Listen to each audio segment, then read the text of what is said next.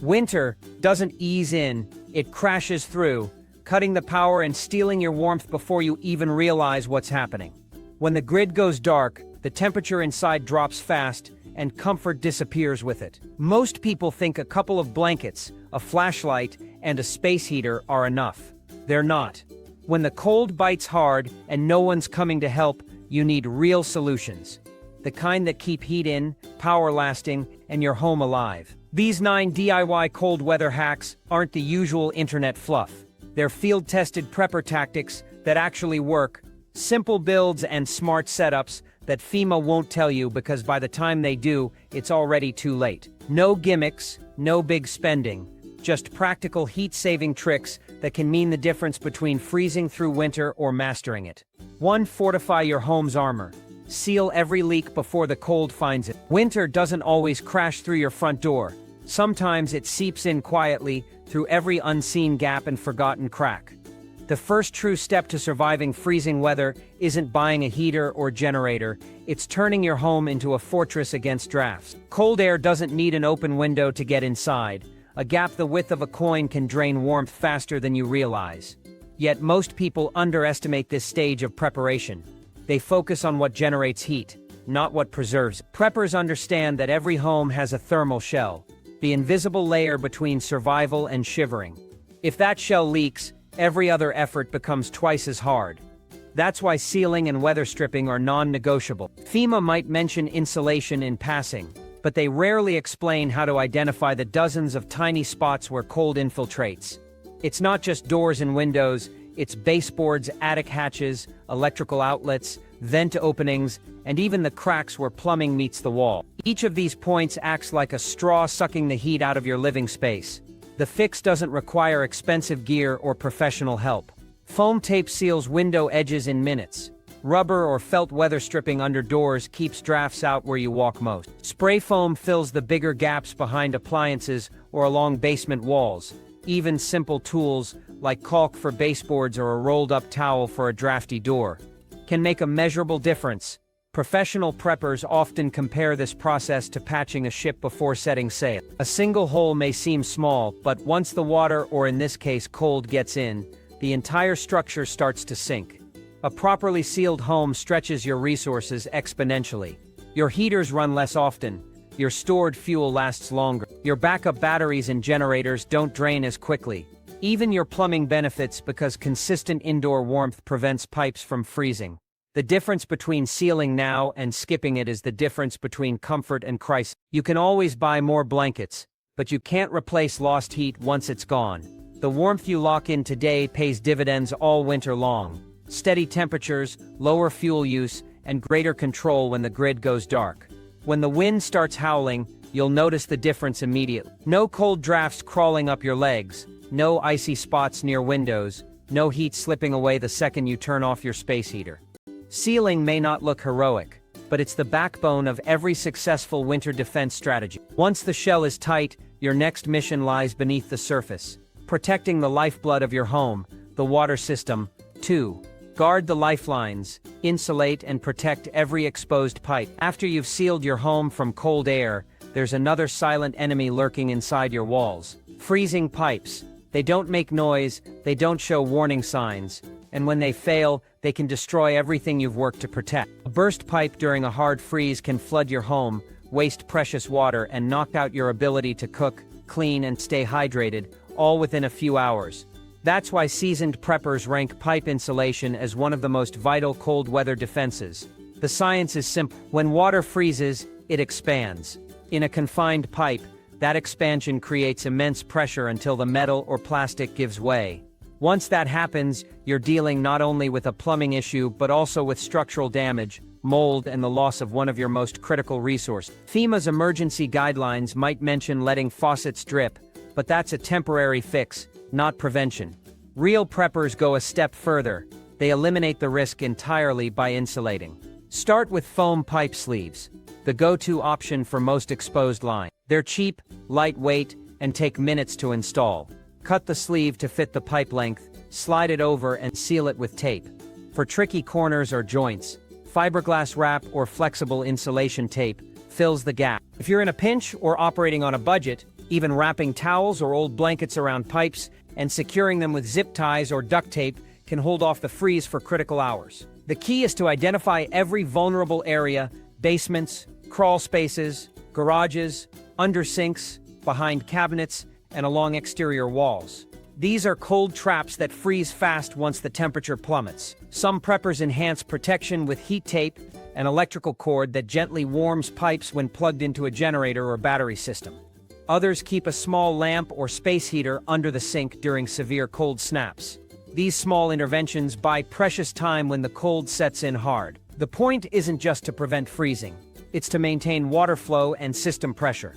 Once water stops moving, your survival comfort collapses: cooking, cleaning, hygiene, all gone in a single failure. Pipe insulation is about preserving more than plumbing. It's about protecting your independence. It takes one night of sub-zero temperatures to destroy an unprepared system.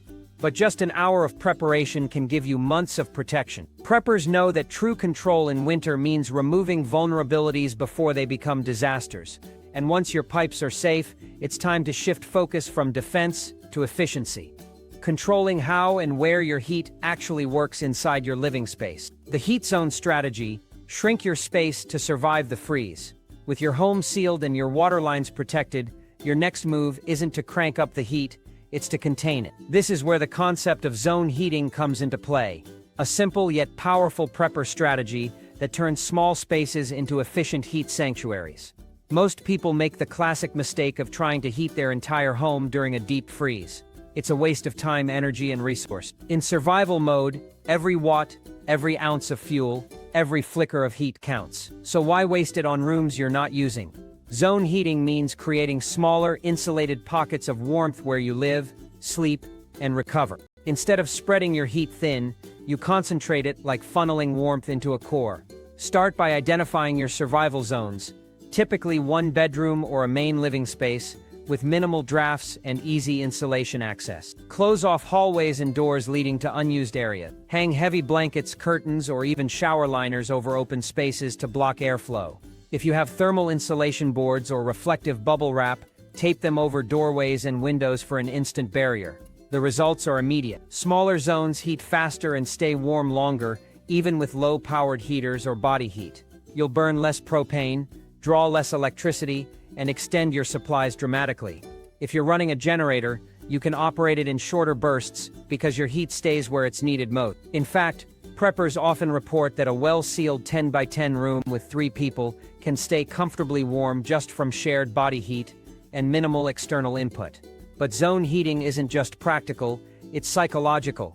In survival situations, morale is as important as temperature. Being able to retreat to a warm, contained space keeps spirits up, reduces fatigue, and helps prevent hypothermia-related mistakes. It gives you a base of operations, a place to rest and recharge while the world outside freezes. For extra efficiency, add rugs or carpets to bare floors to prevent cold from radiating upward. Push furniture away from exterior walls to allow better air circulation in your warm zone. Keep reflective blankets behind heat sources like space heaters or candles to bounce warmth back into the room. You can even drape an emergency mylar blanket over your bed or tent setup inside the room to trap heat while you sleep.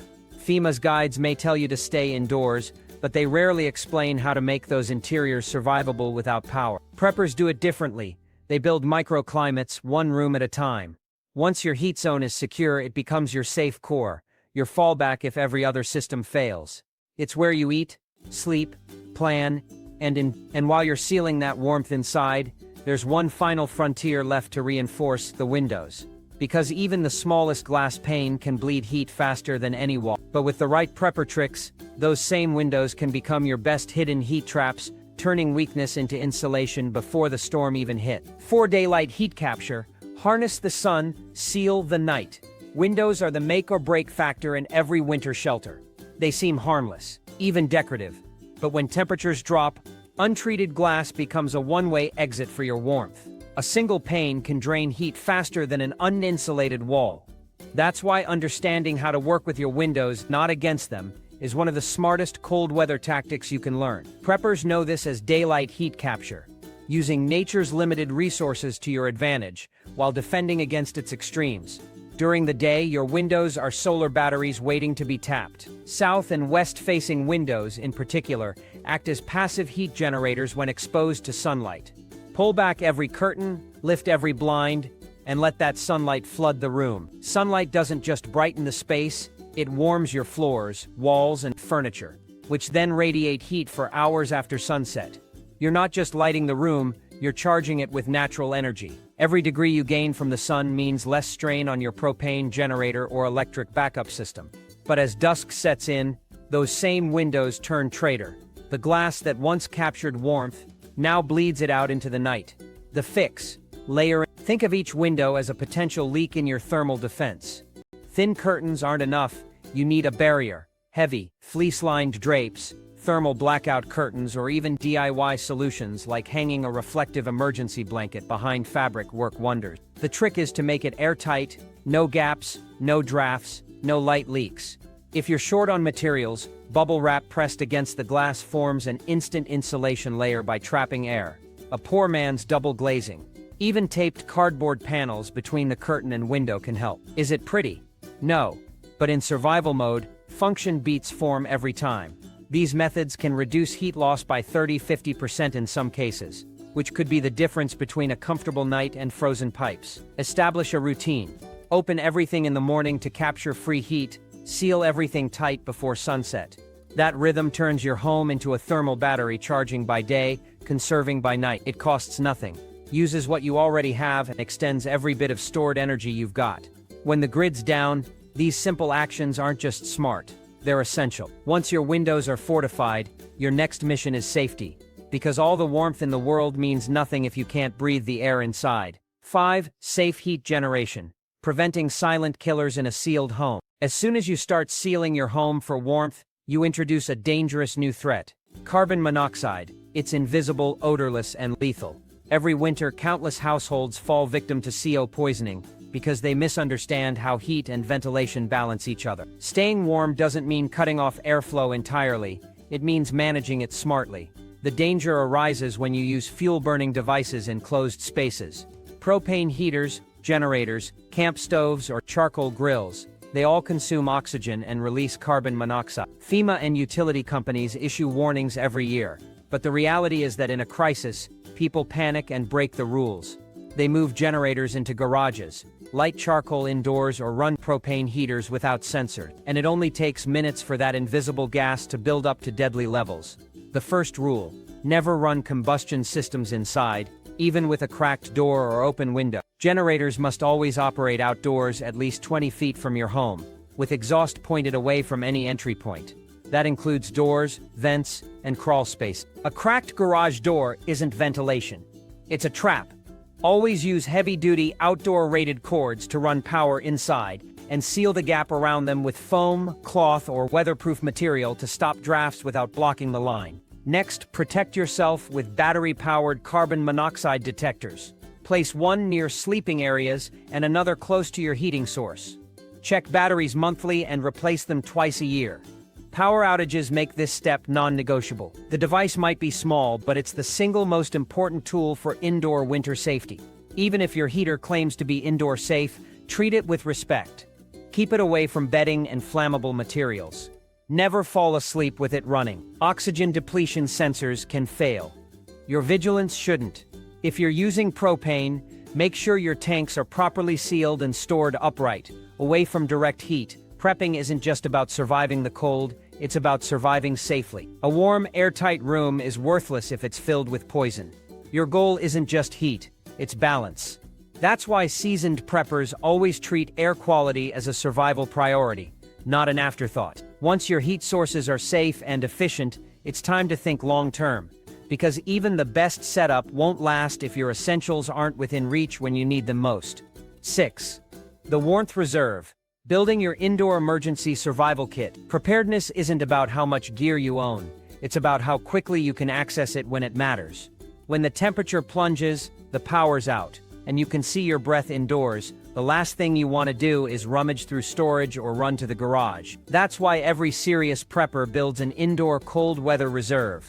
A dedicated kit designed for warmth, light, and function when movement isn't an option. This isn't your bug-out bag, This is your stay-in kit, everything you need to ride out a freeze without leaving your heated zone. It should live where you shelter most, ideally in your primary heat zone, the room you've already sealed and insulated. Pack it in a sturdy, waterproof tote or plastic bin, something you can grab quickly and seal shut to protect from moisture. Start with warmth essential. Store extra thermal blankets, wool throws, and at least one Mylar bevy per person. Include hand and body warmers, thick socks, gloves, and insulated hats. In deep cold, heat retention comes down to layers, not luxury. Next, lighting. Multiple LED lanterns, headlamps, and battery-powered motion lights are ideal. They use minimal energy and can double as morale boosters when darkness stretches for hours. Keep spare batteries, not just for lights, but for your CO detector, radio, and thermometer. For food and hydration, focus on low-prep, high-calorie items. Energy bars, peanut butter, nuts, canned meats, dried fruit, and instant soups are excellent. Include a manual can opener and enough water for at least 2 days. 1 gallon per person per day. Don't forget electrolyte packets. Dehydration in cold weather sneaks up fast. Add a hand crank or battery radio to stay updated, and if possible, a solar charger or power bank for phones and lights. Your kit should also cover communication and morale. 2-way radios for multi-level homes, a whistle for signaling, and a small first aid pouch. Toss in comfort items too, a pack of cards, tea bags, or a favorite snack. Small details help maintain a sense of normalcy when everything else feels uncertain. The difference between surviving and thriving in a cold weather emergency comes down to organization. A complete, reachable kit transforms panic into calm action. It keeps you fed, warm, connected, and ready, no matter how long the outage lasts. And once your warmth reserve is set, you can push your prep even further, using passive heat and airflow techniques to create a livable, fuel-free comfort zone that works with the environment, not against it. 7. Harnessing the sun's hidden power. Every winter, millions of homes waste the most reliable source of free energy available. Sunlight. It's not that the sun disappears, it's that most people never learn how to trap and use what little light winter still gives. The idea of passive solar heating might sound like something reserved for engineers or eco-architects, but in reality it's one of the simplest and most powerful DIY heat strategies a prepper can master. Think of it as sunlight turned into stored warmth. Silent, safe, and absolutely free. The principle behind it is simple physics. Dark colors absorb heat, while clear materials let light pass through.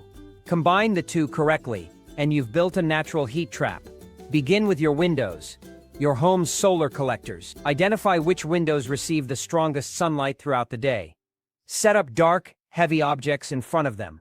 Bricks, ceramic tiles, black painted water jugs, or even stacks of thick books. These act as thermal batteries, soaking up solar warmth while the sun is out and releasing it gradually once night falls. To amplify this effect, you can craft a simple passive solar air heater using everyday items. Paint a flat board black, cover it with a layer of clear plastic or glass, and leave a small gap at the bottom and top. Position it so that it faces the sun at a low southern angle. When sunlight hits the black surface, it heats up, causing cooler air to enter through the bottom, warm as it moves upward, and exit through the top as heated air. This creates a continuous loop, a natural convection system that keeps warm air circulating without electricity or fans. Even a simple version made from cardboard, aluminum foil, and a plastic sheet can raise a small room's temperature by several degrees during the afternoon. The beauty lies in its scalability.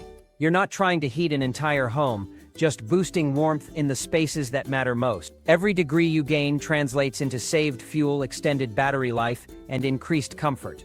Once the sun sets, seal that warmth in with thick curtains, rugs, and window covers to prevent it from escaping. In a true winter emergency, those few degrees of trapped solar heat could make the difference between discomfort and danger. 8. Turning stone and water into heat batteries. When night falls and the last traces of sunlight fade, most homes start losing warmth immediately. That's when thermal mass becomes a survival-grade advantage.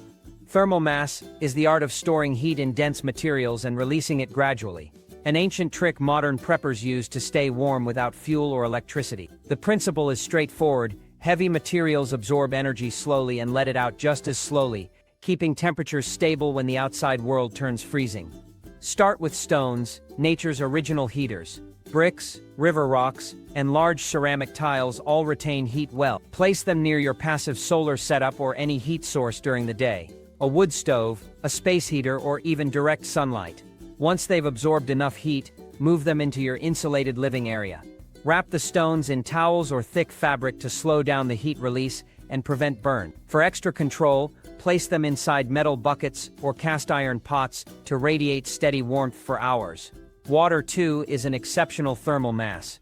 Fill dark-colored jugs, canisters, or bottles with water and place them near windows where they'll catch sunlight. Water absorbs and holds more heat per volume than stone, meaning it can keep releasing warmth for long stretches of the night. When the temperature outside nosedives, these heated water containers can help stabilize a room's climate without any active heating. To maximize effectiveness, combine both elements, water for quick heat absorption during the day, and stones for slow-lasting release through the night. Together, they form a sustainable, no-fuel heating buffer. The goal isn't to make your space toasty, but to hold the line against freezing. You're building a thermal rhythm where daytime energy is stored and repurposed after dark, maintaining livable conditions without draining batteries or burning through fuel. Over time, these small systems add up. A few jugs here, a pile of warmed rocks there. Suddenly your cold zone becomes a stable, manageable environment. When paired with insulation and airtight sealing, this method transforms even drafty rooms into resilient microclimates.